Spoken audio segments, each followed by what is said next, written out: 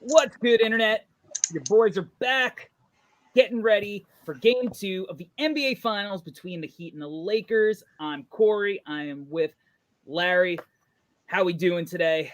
How we feeling about this game? Like this game tonight? Yeah. Oh, bad. You know, it sucks. With Bam and Dragic being out, it's gonna. Right now they're doubtful. So with them being out, it's gonna be really hard for the Heat. I mean, I've read that they're optimistic that Bam might play. I was thinking there's a better chance of Dragic playing. Maybe both will play, but either way, even if both did play, they're not at 100%. No, not nowhere near. Which is going to be tough. Game 1 for the Heat seemed to be going great. Started off really good in the opening minutes. Things looked good. Bam was seemingly having his way. They were moving off the ball. The Lakers struggled with their activity and their movement. Yeah. And then it turned, and the Lakers never looked back. Well, it didn't turn for no reason. It turned, compliments to the Lakers. Yeah. Bam got into foul trouble. Mm-hmm. He had to come out, and they had no option for AD. There was just nothing. There was no plan, no plan B, nothing like that. LeBron eviscerated the zone. And I really am surprised that the Heat even went to the zone game 1. I thought it'd be something they'd hold on to. And yeah, like there's just no option for AD out there. I mean, LeBron's going to get all the credit, and he should. I mean, he's incredible, but AD is really the huge X factor here. That there's just no answer for him at all with anybody else in the Heat. No, it's tough because if you put AD on a number of other teams, I feel like it would be a little bit easier to game plan for him. Sure, he'll still get his, but the problem is that when you add LeBron to the mix, who's orchestrating it all, you have to focus so much on him. Yeah. That oftentimes it's like you just over helping like 6 inches in the wrong direction. You're giving every other option, including Anthony Davis, who's capable of putting up, 40 and 20 on any given night. You're giving him all the extra room and space he needs. I do think that it was an abnormality for how well the Lakers shooters shot. But, Danny Green came to life, and we literally talked about how that was seemingly not even a possibility, but probably something we were sure of coming into the series. No, for sure. I mean, don't get me wrong. The Lakers bench, a role player shot well.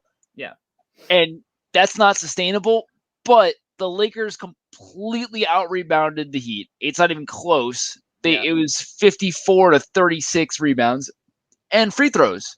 We talked about stars get to the line. Yep. The free throw match, the Lakers shot 25 of 27. Miami shot 11 of 14. Yeah. That you just don't have anybody on the Heat to consistently get to the line. It's just Jimmy. There's really nobody else, especially if Dragic's out. So they don't really have anybody else get to the line and get those easy buckets. The Lakers, their guys are getting to the line. That's just what they do. So that's a huge that's a huge mismatch there. So when you have two teams built on, we're talking about the philosophies of ways to build teams. One way to build team is have a pretty good player with a lot of depth. You spread the salary cap out to a lot of good players, which are basically the Heat. Or you go all in on 2-ish guys like the Lakers, but you're going to sacrifice your depth, your team.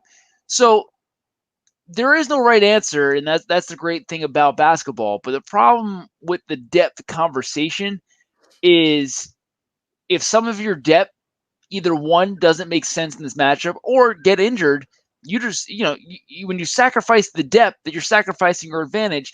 Since, let's say 7 or 8 guys, that's a higher percentage chance of one of those guys getting hurt rather than the Lakers' big 2. If AD or LeBron get hurt, the series is over. But if Caruso gets hurt, the series Lakers are still fine. If Rondo gets hurt, they'll be fine. If Danny Green gets hurt, they'll be fine. So compared to the depth, you're relying so heavily on the depth of the Heat, where if their depth starts to slim out, that's they just can't recover. They just don't have anybody else. Yeah, I mean, relying on Kendrick Nunn, who hasn't had a great playoffs. No. Man, whatever. Not ideal when you need to rely on your rookie to come in. I mean, even with Tyler Hero. I mean, to me, Tyler Hero and the Heat, when they were up a little bit, they never got into, let me put my foot on the throat and really try to capitalize. Like, there was one specific possession where Hero kind of got the rebound. He did this like lackadaisical, like throw the ball in front of him dribble. Ball got stolen, and all of a sudden a lead that could have been, built on into the double digits is now cut into single digits. And it was moments like that where you look at even the Lakers' depth, even though it's not, as solid as the Heat's, you look at Danny Green, you look at Rondo, you look at Pope, like you look at Markieff Morris, all these guys are veterans. Well, that's the thing, is that, you're dealing with at least guys that have been there. They've been in series. Dwight Howard has been in battles. Right. Rondo's won a championship. These guys have been, Danny Green has numerous championships. These guys have been in wars. You look at the Heat, they have a bunch of good players that just never, they never been in a war.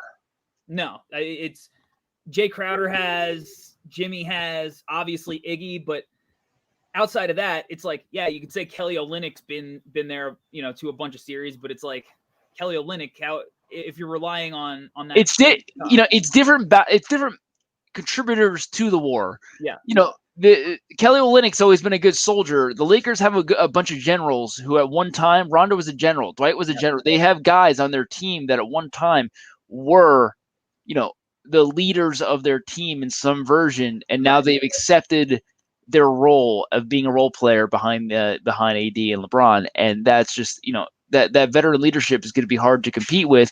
I'm not impressed with the Lakers' depth. I still don't think they knocked this lineup out of the park, but in regards to mental toughness and everything like that, this, they built it right for that situation. It's just, this isn't taking anything away from the Lakers, but if the Lakers were playing the Warriors weren't hurt. I don't think the Lakers can compete. But they're playing the competition that was given to them. Right. Which, kudos to them. They've steamrolled pretty much everyone so far. When we were talking about Jimmy earlier, you're saying he's the only one who could really get to the line consistently, which is, a big part of his career. But there's, again, a specific possession, because I feel he didn't start getting to the line until later in the game. Yeah. There was one specific possession. He got right into the paint. AD was kind of waiting for him. He jumped up and did like one of the jump passes back out to the perimeter, to one of the shooters who, they were open. But I think what the Heat really need to do without relying on threes, because they'll have a game where they start knocking down a ton of threes and, not something they can rely on, even though they have all the shooters. They'll have one of those games. But when they're not having that and these games turn into slogfests, Jimmy's got to be aggressive. Like, he always was never afraid to go in and take contact. Even watching throughout the playoffs, even with all the success, I don't think he's been attacking the hoop consistently the way he has throughout his career. And I think they cannot be afraid of Anthony Davis blocking their shots at the rim. I think these dudes, they have to attack hard, and they have to try to get him into a little bit of foul trouble. If he blocks the shot, great. That's what he does. Yeah. But you have to challenge him. You can't defer. You can't show that you're afraid to get your shit swatted. No, I agree with you for sure. It's going to be, it's hard. Dwight and AD are both huge. They're huge. So, I agree with you, but I think it's been part of Jimmy's best version of Jimmy, again, is being the Dark Knight, as I've been saying. He's being the hero that this team deserves. That he's basically finding he's being that hybrid of, what do I need? What does this team need right now? And he's doing everything that he possibly can to try to be that hybrid to flex for everything for his team. Now, it seemed like he realized that, my team needs more scoring last game. Yeah. But that's not the best version of Jimmy Butler. He's doing everything he possibly can, but if you're relying on Jimmy to put up 40, put up 50, that's not the Jimmy, that's not going to be your best version of Jimmy. No, to me, Jimmy needs to be in his wheelhouse. Like Jimmy, maybe Bulls Jimmy, Timberwolves Jimmy, he kind of, once you start getting surrounded by more talent, like he was with the Sixers, like he is kind of here with the Heat, he's been able to stay around that 19, 20 point mark. With the Bulls and the Timberwolves, he was that like, hey, I need to go get 24. I need to get 25. Yeah. He needs to at least get in that mentality. He doesn't need to have 30. He No. doesn't need to get 35, 40, but he needs to be in that 23 to 25 range. Yeah, and get to the line at least 10 times. I think that's the that's the ideal situation for him. He'll probably knock down average like 1.5 threes a game or whatever, which is fine. You don't need him bombing away. You need him attacking. I mean, because that's the thing too. When he starts getting to the line, all his passing options are going to open up even that much. Yeah. More. Sure. Everybody's going to have to rotate over even more. It's going to open everything up, make everybody better. Even while he's doing that, he did a good job setting everybody up. But yeah, if he's going to be the leader of the team, and especially now, I mean, this, depending on whatever happens with Dragic, with Adebayo, because at the very least, Jimmy, Dragic, Adebayo are 1, 2, 3 on the depth chart of importance for the Heat. So if one of them plays, if neither one of them play, Jimmy's got to be like, fuck it, I got to make up. This is my team. I'm in the finals. There's no time to waste. Let me go get it. Now, I think that regardless, I expect all of the Heat players to still not be scared. That's not their mentality. No. They'll come back and they'll give it a fight. It's just, what is the talent disparity with the Lakers and the Heat, even if the Heat are giving it their all if they're shorthanded? Yeah, they just have nobody. I mean, especially without Bam, there's just nobody to slow down AD. So, I mean, it's going to be, if they can't figure that out, this is going to be a very short series. So, I mean, even if Tyler Herro goes off, that it doesn't matter in that regard. They got to figure out a way to slow down AD. Yeah, and look, they don't have any good options. Kelly Olynyk is not slowing. What are you talking about? It's Myers Leonard time. I was getting there. Look, I like Myers Leonard. It's time. This is the time.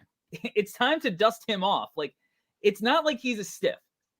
Like, he's had big games in the playoffs as soon as last year, which feels like a million years ago, to be fair, considering the layoff. But like, he's a dude. He's always in shape. Seemingly stays ready. You see how engaged he is, cheering on his teammates.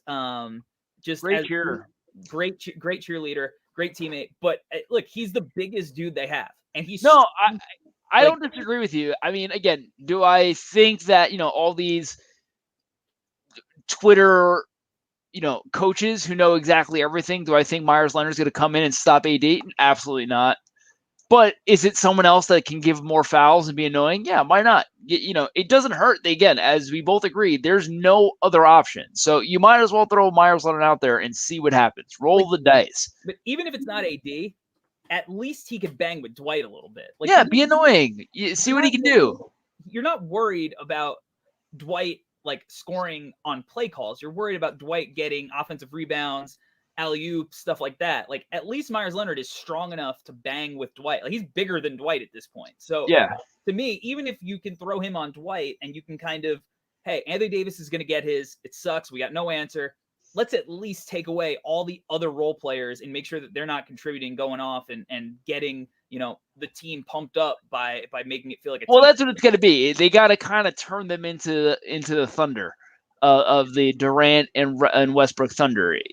If you turn them into where LeBron's going to score 40 and AD has to score 40, and they're looking around and they have 95 points, like, that's what they got to turn them into. Is some version of that. That's easier said than done because LeBron does so much to get his teammates into good shots. Yeah.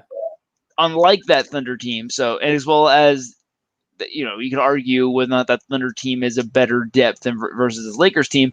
But I think that's, this LeBron just so goddamn good at, but that's what they have to do if they want to win. You're not stopping either guy, but how do you make it so, they're looking at the scoreboard, they both have 40 and they have 95 points. So that's what they got to do. Yeah. Like, I don't want Caldwell Pope to have 13. No, you can't, Danny Green had a good night shooting. Caldwell Pope scored baskets. Rondo scored. You can't let these guys score. Yeah, like LeBron, AD, they're going to get 25 to 35 points. It's hard to look at the stats, though, because that game was just so out of control. It was out of hand. So it's hard to dig deep on the stats. But, yeah, for sure. I mean, that's where you basically you got to stop the role guys from any baskets basically at all. LeBron, AD, they're getting to 25, 35 in their sleep. Like, no matter what you throw at them, they're getting there.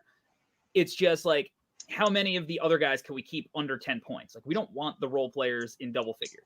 To me, that's like, it's seemingly like that's got to be what what the strategy is. Let's take away everybody else. Let's look. They're going to get theirs. Let's try to slow them down when we can. But for the most part, we can't let all these other guys get going. It still might not be enough because without Dragic, I just don't think they have enough scoring. They need Tyler Herald to go for 39.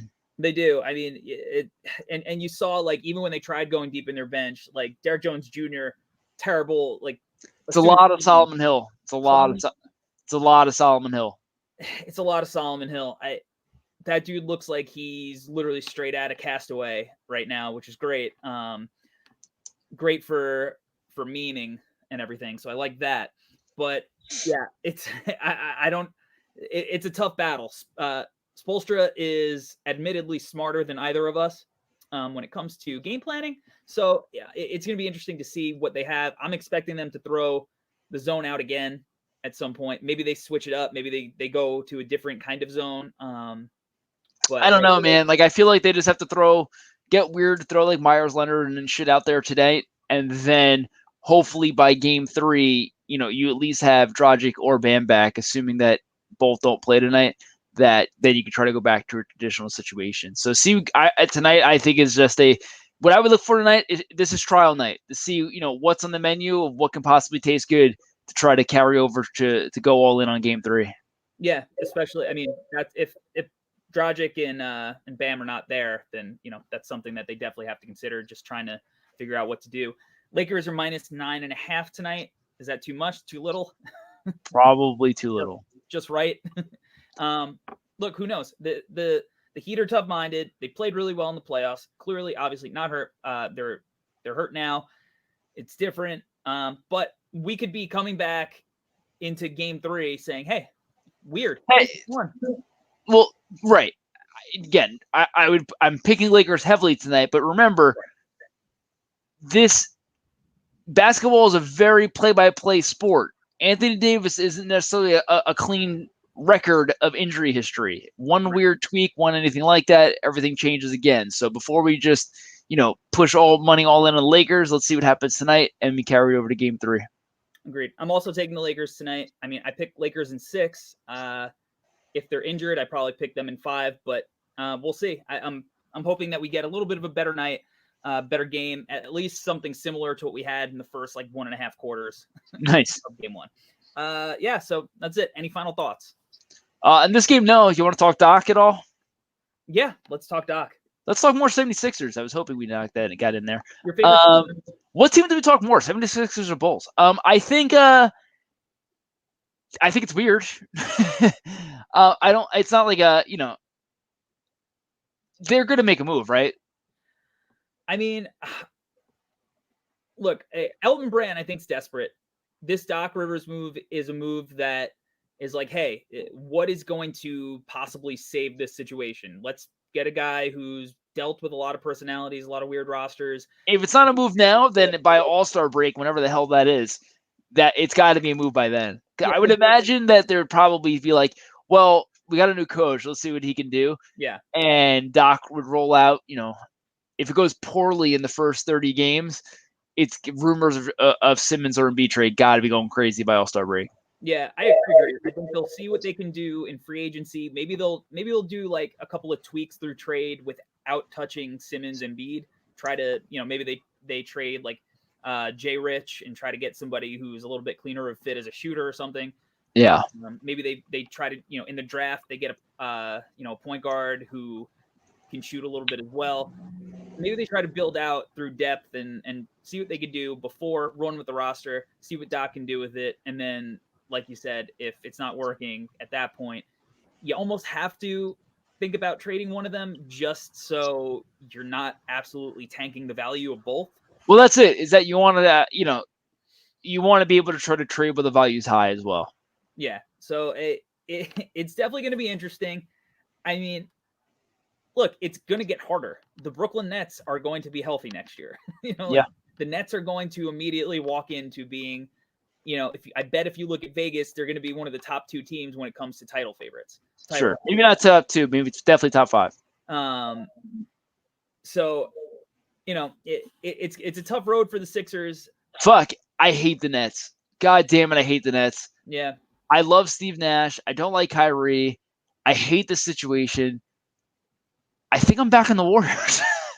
Well, look, the Warriors. I'm interested to see what move they make in the draft. I'm guessing they're going to have some kind of mid-level exception to use in free agency, and then you start looking at that team and you go, "Fuck!" Like, why? Don't forget, like no, they got bodies everywhere. They'll be. Don't worry about the Warriors. They'll be fine. They have a lot of bodies everywhere, and on top of bodies, they got a great asset with the second pick, and they actually, I mean, Wiggins' contract really isn't bad for them because it's movable with the second pick.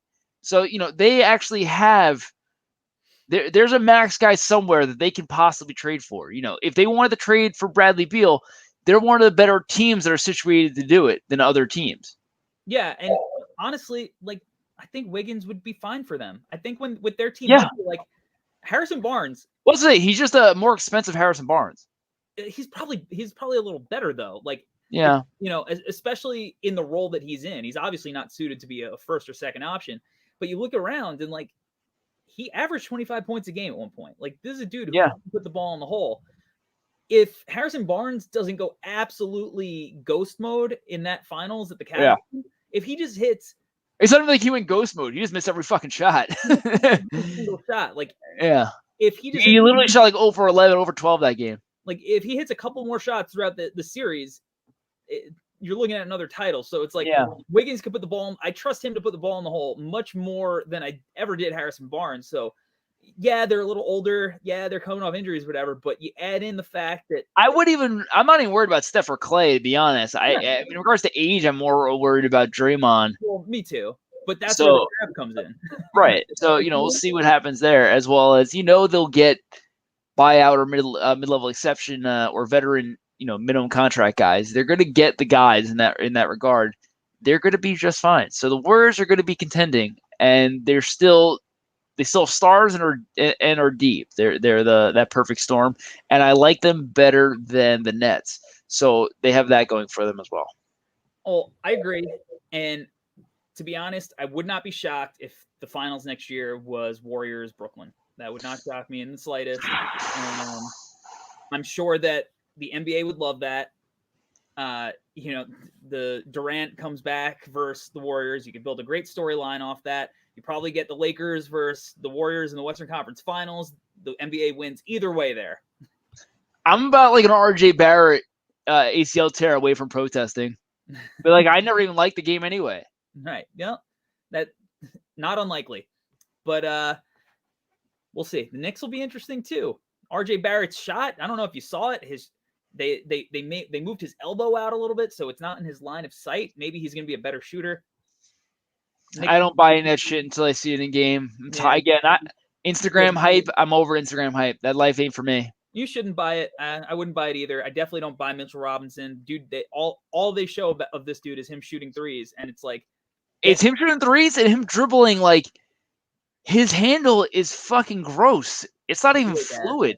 It's not fluid at all. He looks horrible as a blocker. It doesn't look good. Yeah, he can physically dribble, but it's not like. There's nothing fluid. You can't carry that to a professional basketball. You can't carry that to an LA Fitness pickup game. So it's just like, it's not fluid at all, his handle. But again, I've also watched Enes Kanter hit like 33s in a row on Instagram. So I'm out. I don't care until I see it in the game. Another jaded Knicks fan. You sound a lot like Frank Isola right now. I'm a Knicks fan. He never was. Boom. Shots fired. I think I like Isola more than Bondi right now. Bondi's such a dick. You don't like that dude at all. That dude's a bitch. I don't like that dude at all. Like Isola, at least he actually seems like he actually gives a shit about the sport of basketball. Bondi's like, I'm just a Twitter troll. That's it. That's my goal. Know nothing about him, but I know you suck. With him. Bondi sucks. All right. Well, that's how we're gonna end it off today. On a nice negative note. We'll see you guys after Q2. Fuck Bondi.